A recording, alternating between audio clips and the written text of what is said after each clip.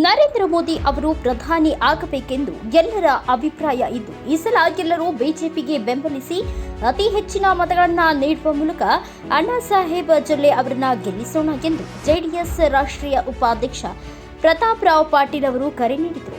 ರಾಯಭಾಗ ತಾಲೂಕಿನ ಬ್ಯಾಕೋಡ ಗ್ರಾಮದಲ್ಲಿ ಕಾರ್ಯಕರ್ತರ ಸಭೆಯಲ್ಲಿ ಮಾತನಾಡಿದ ಅವರು, ಜಾತಿ ಭೇದ ಮರೆತು ದೇಶ ಅಭಿವೃದ್ಧಿಗೆ ಒತ್ತು ನೀಡುವವರಿಗೆ ಬೆಂಬಲಿಸೋಣ. ಇನ್ನು ಮಾಜಿ ಪ್ರಧಾನಿ ದೇವೇಗೌಡರು ಹಾಗೂ ಮಾಜಿ ಸಿಎಂ ಕುಮಾರಸ್ವಾಮಿ ಅವರು ಕೂಡ ಬಿಜೆಪಿಗೆ ಬೆಂಬಲಿಸಲಿದ್ದು ಸಂತಸ ತಂದಿದೆ. ಬಿಜೆಪಿ ಗೆಲ್ಲಿಸಿ ಕುಮಾರಸ್ವಾಮಿ ಅವರ ಕೈ ಬಲಪಡಿಸೋಣ ಎಂದರು. ನಂತರ ಅಣ್ಣಾ ಸಾಹೇಬ್ ಜೊಲ್ಲೆ ಮಾತನಾಡಿ, ಬಿಜೆಪಿಯ ಈ ಸಲ ಚಿಕ್ಕೋಡಿ ಲೋಕಸಭಾ ಕ್ಷೇತ್ರದಲ್ಲಿ 2 ಲಕ್ಷ ಮೇಲ್ಪಟ್ಟು ಲೀಡ್ಗಳಲ್ಲಿ ಗೆಲುವು ಸಾಧಿಸುತ್ತೇವೆ. ರಮೇಶ್ ಕತ್ತಿ ಅವರು ಪ್ರಚಾರ ಕೈಗೊಂಡಿದ್ದಾರೆ. ಯಾವುದೇ ಭಿನ್ನಾಭಿಪ್ರಾಯ ಇಲ್ಲ. ಯಡಿಯೂರಪ್ಪ, ವಿಜಯೇಂದ್ರ ಹಾಗೂ ಅಮಿತ್ ಶಾ ಅವರು ಚಿಕ್ಕೋಡಿಗೆ ಬರಲಿದ್ದಾರೆ ಎಂದರು.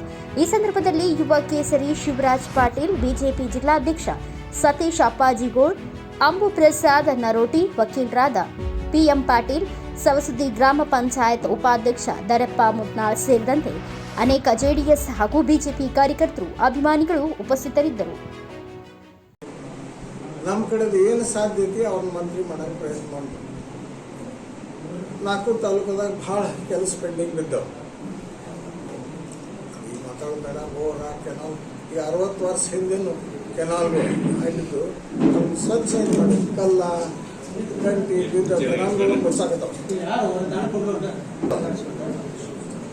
ಅದನ್ನ ಅಟ್ಲೀಸ್ಟ್ ಸ್ವಚ್ಛ ಮಾಡೋಕ್ಕೆ ಮತ್ತೊಂದು ಕೆನಾಲ್ ನೆಟ್ವರ್ಕ್ ಹಡ್ಡೋಕಿತನೋ ಹಡ್ಡಕ್ಕೆ ಆಗೋದಿಲ್ಲ ಬಿಟ್ಬೇಡಿ.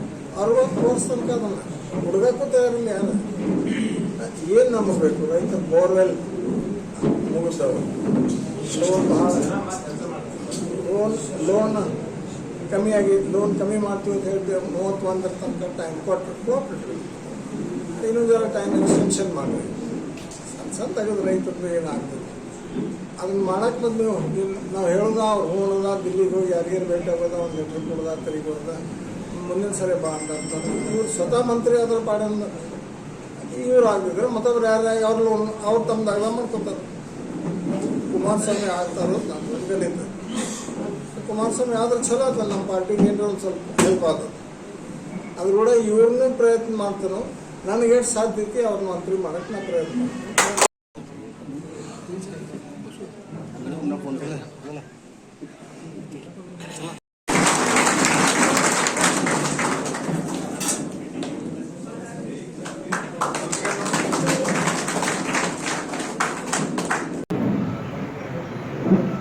ಇವತ್ತು ಚಿಕ್ಕೋಡಿ ಲೋಕಸಭೆಯಲ್ಲಿ ಭಾರತೀಯ ಜನತಾ ಪಕ್ಷದ ಅಭ್ಯರ್ಥಿಯಾಗಿ ನನ್ನನ್ನು ಕೇಂದ್ರ ಮತ್ತು ರಾಜ್ಯ ಮತ್ತು ಜಿಲ್ಲೆಯ ಎಲ್ಲ ಮುಖಂಡರು ಸೇರಿ ಈಗಾಗಲೇ ಅಭ್ಯರ್ಥಿಯನ್ನು ಘೋಷಣೆ ಮಾಡಿದ್ದಾರೆ. ಅದೇ ಪ್ರಕಾರ ನಾಮಿನೇಷನ್ ಫಾರ್ಮ್ ತುಂಬಿ ಸುಮಾರು ದಿವಸಗಳಿಂದ ಪ್ರಚಾರ ಪ್ರಾರಂಭ ಆಗಿದೆ. ಇವತ್ತು ರಾಷ್ಟ್ರೀಯ ಮಟ್ಟದಲ್ಲಿ ಮತ್ತು ರಾಜ್ಯ ಮಟ್ಟದಲ್ಲಿ JDS ಮತ್ತು BJP ಮಿತ್ರ ಪಕ್ಷವಾಗಿ ಇವತ್ತು ಎಲ್ಲ ಕ್ಷೇತ್ರಗಳಲ್ಲಿ ಕೂಡ ಕಣಕ್ಕಿಳಿದಿದ್ದು ತಮಗೆಲ್ಲ ಗೊತ್ತಿದ್ದ ವಿಷಯ ಇದೆ.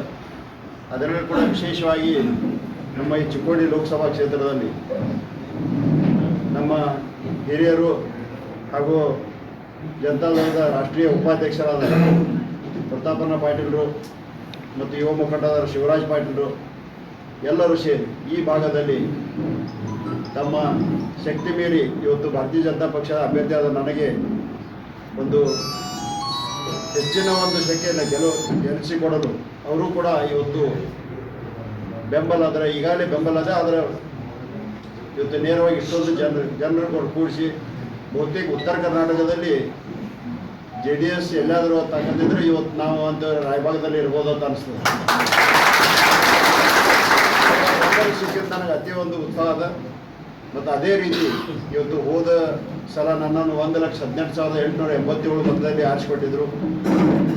ಈ ವರ್ಷ ಈ ಬೆಂಬಲ ನೋಡಿದ್ರೆ ಸುಮಾರು 2 ಲಕ್ಷ ಮೇಲ್ಪಟ್ಟು ಲೀಡ್ ಒಂದು ದಾಟ್ತದೆ.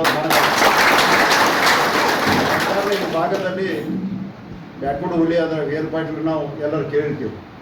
ಜೊಲ್ಲೆ ಕುಟುಂಬ ಮತ್ತು ಅವ್ರ ಕುಟುಂಬ ಬಹಳ ಒಳ್ಳೆಯವರು ಬಾಂಧವ್ಯ ಇದೆ. ಯಾವುದೇ ಪಕ್ಷ ಇಲ್ಲದ್ರಿಂದ ಕೂಡ ಕುಟುಂಬ ಬಾಂಧವ್ಯ ಮದುವೆ ಇವತ್ತು ಒಂದಾಗಿ ಒಂದು ಮಾಡುವಂಥ ಯೋಗ ನಮಗೂ ಕೂಡ ಆ ದೇವರು ದಯಪಾಲಿಸಿದಾರ ಅಂತ ನಾನು ಹೇಳ್ತೇನೆ.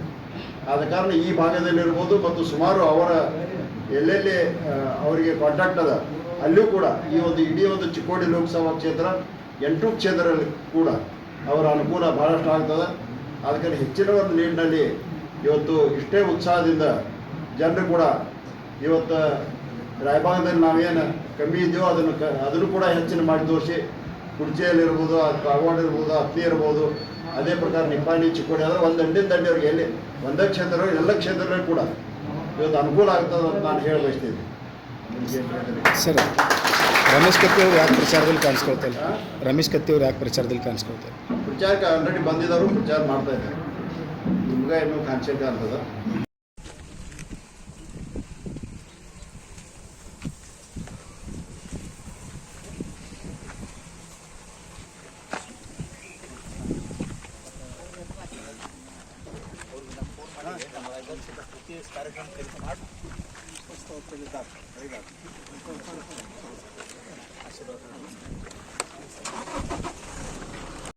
ಇನ್ನೊಂದು ಜರ ಈ ಕಡೆ